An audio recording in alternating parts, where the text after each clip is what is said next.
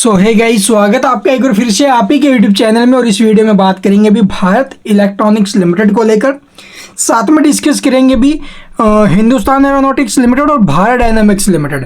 आप लोग देखोगे इन तीनों शेयरों में हमें गिरावट देखने को मिल रही है और इसके ऊपर जो स्ट्रैटेजी है वो मैंने हमारी सुबह की वीडियो में आपको क्लियर तरीके से समझाया था भी हमें किस प्रकार से क्या स्ट्रैटेजी रखनी है आने वाले टाइम में इन तीनों शेयरों में। आप लोग देखोगे अभी का टाइम जो मार्केट्स के अंदर कितना बड़ा फॉल देखने को मिला है और हमारे ही बाजार नहीं टूट रहे हैं भाई। आप लोग जापान, कोरिया और आप लोग ताइवान के बाजार देखोगे तो आप हक्के बक्के रह जाओगे। इंट्राडे के अंदर आज की अगर मैं बात करूं तो 14% मार्केट टूटे हैं।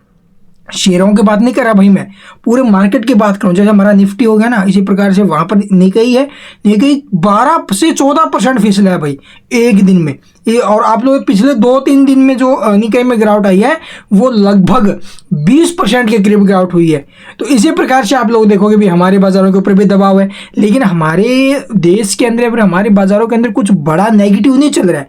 हमारे बाजारों पे जो रिएक्ट हो रहा है वो ग्लोबल मार्केट की वजह से हो रहा है, या फिर ऑल टाइम हाई के ऊपर बैठने के बाद ऊपर से प्रॉफिट बुकिंग हो रही है, रिजल्ट्स आ रहे हैं। अगर रिजल्ट्स की अगर मैं बात करूँ अभी के टाइम हमारे जो रिजल्ट्स आए कंपनियों के, आईटी कंपनियों के या फिर अदर कंपनियां हैं, तो ज़्यादा खराब नहीं आए हैं, ठीक है, मिले जुले रिजल्ट्स हैं और अच्छे रिजल्ट आए हैं। इस वजह से हमारे बाजार मजबूत है। फिर आप लोग देखोगे अमेरिका के बाजार, अमेरिका में आप लोग देखोगे भी थोड़ी सी जो आर्थिक मंदी है उसको लेकर आगे आने वाले टाइम में टेंशन बढ़ रही है, वो एक बड़ा कारण बना हुआ, तो वहाँ पर दबाव के पीछे। दूसरा आप लोग देखोगे मिडल ईस्ट के अंदर जो ये तनाव बढ़ रहा है, इजराइल, हमास, ईरान का मानना है, अमेरिका का मानना है कि जो ईरान है वो अगले 24 घंटे से 72 घंटे के अंदर इजराइल के ऊपर बड़ा अटैक कर सकता है। अगर ऐसा होगा तो फिर देखो भी फिर से ग्लोबल टेंशन बढ़ेगी और इन सब के चलते पूरे वर्ल्ड के जो बाजार है वो धराशायी होते हुए नजर आ रहे हैं। लेकिन ये गिरावट नहीं है भाई, ये मौका है। अगर आप एक इन्वेस्टर हो तो आपको सब पता होगा और तरीके से चलोगे तो पैसा बनाओगे। अभी का जो टाइम है, अभी पीछे भी मैंने यही आपको समझाया था, अभी भी मैं यही बोल रहा हूँ, एकदम से पैसा लगाने का नहीं टाइम है ये सिर्फ एसआईपी करने का टाइम है। और एसआईपी भी इस टाइम पर उन शेयरों में करना जो वैल्यूएशंस के हिसाब से ठीक है और गिर रहे हैं, समझ गए। तो इन तीनों शेयरों की अगर मैं बात करूं, सुबह की वीडियो में मैंने आपको क्या बोला, हिंदुस्तान एरोनॉटिक्स है 50 ऐसे जो इसका जो पीई है वो 50 के नीचे में है, तो यहाँ पर ठीक ठाक है।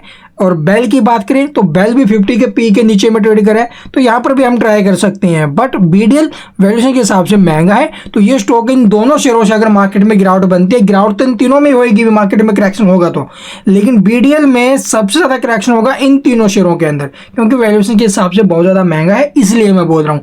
और रिकवरी भी आप लोग देख लेना बहुत अच्छी होगी बीडीएल के अंदर, इसलिए बीडीएल को लेकर एक खबर भी आई है। वो खबर क्या चले वो मैं आपको दिखाता हूँ सबसे पहले।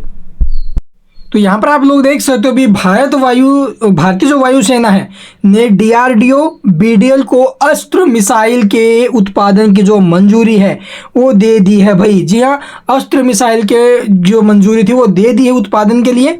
वायुसेना के अधिकारियों ने बताया कि बीडीएल को उत्पादन की मंजूरी हाल ही में भारतीय वायुसेना के जो प्रमुख एयर मार्शल आशुतोष दीक्षित की हैदराबाद यात्रा के दौरान दी गई है। तो बहुत अच्छी खबर आते हुए नजर आई बीडीएल के लिए, काफ़ी अच्छी अपडेट है।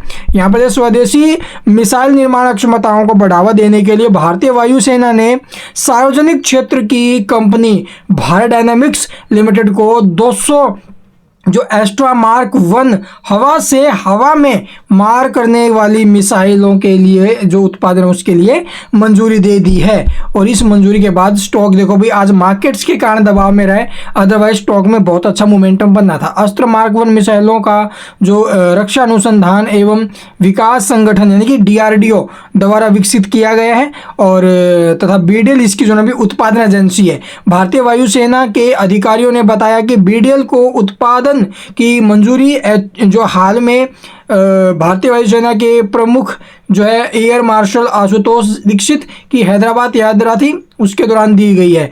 और उन्होंने कहा वायुसेना के उप प्रमुख ने डीआरडीओ की रक्षा अनुसंधान एवं विकास प्रयोगशाला का दौरा किया जो अस्त्र मिसाइलों के विकास के लिए एजेंसी है। तो ये खबर आई है भी कंपनी की तरफ से जो कि बीडीएल के लिए बिल्कुल पॉजिटिव है। एक बहुत अच्छी खबर आई निकलकर, और इसकी जो टोटल कॉस्ट रहने वाली है लगभग इस परियोजना की 2,900 करोड़ रुपए के आसपास, 3,000 करोड़ के आसपास की जो है ये परियोजना, इसके लिए मंजूरी है वो दी गई थी। सभी परीक्षणों और विकास कार्यों के पूरा होने के बाद अब इस ऑर्डर को जो है भी, इस ऑर्डर के लिए उत्पादन मंजूरी दे दी गई है। तो ये एक बहुत अच्छी खबर आई है भी BDL के लिए। और रही बात HL, BEL और जो ये स्टॉक है ये कहाँ तक गिर सकते हैं, क्या सपोर्ट है वो देख लेते हैं। तो यहाँ पर आप लोग देखो भी अगर मार्केट में गिरावट बनती है और इस कंडीशन में अगर शेयर में करेक्शन आएगी, देखो भी इस लेवल को अगर नीचे में काटा इसने इस ट्रेंड लाइन को, तो 256 और 219 ये लेवल स्टॉक हमें दिखा सकता है। और इस लेवल के ऊपर स्टॉक आता है, अगर 250 या 260 के नीचे में निकलता है तो वहाँ से SIP यहाँ पर स्टार्ट हो जाए। या फिर अभी के टाइम भी अगर हम SIP स्टार्ट करना चाहें तो SIP स्टार्ट कर सकते हैं। और ये जो इन्वेस्टमेंट होगी अगले 1 साल के लिए होगी भाई। 1 साल से पहले हम कहीं जिन है इन शेयरों को लेकर हिलने वाले नहीं है। तो इसका ये रहेगा सपोर्ट। तो यहाँ पर देखोगे BDL के अंदर हमें जो अभी एक अच्छी खासी रैली देखने को मिली थी पीछे, लेकिन अभी टाइम जो शेयर है ऊपर से फिर से फिसलने लग चुका है भाई। और यहाँ पर आप लोग देख सपोर्ट था इसका ऊपर में, या फिर रेजिस्टेंस आप लोग देखोगे 1490 के आसपास का था। ये इसको ऊपर ब्रेक करके सस्टेन करता तो 1700 के आसपास के भी जाने के चांसेस थे। लेकिन अभी टाइम जो शेयर का सपोर्ट है नीचे में भी 1300 रुपये का है। अगर 1300 नीचे में कटा तो इसके चांस रहेंगे कहाँ तक आने के, वो यहाँ पर आप लोग देखोगे ऑलमोस्ट आ सकता है। जो ये शेयर है वो लगभग आएगा भी 1052 रुपये के आसपास, क्योंकि देखो वैल्यूएशन के हिसाब से सबसे महंगा स्टॉक है इन तीनों में ये, इसलिए स्टॉक में अच्छी खासी गिरावट भी हो सकती है। अगर होने लगे मार्केट टूटी उस कंडीशन में तो 1000 रुपये के आसपास भी स्टॉक आ सकता है। और वो रहेगा भी फ्रेश एंट्री के लिहाज से सबसे बेस्ट मौका।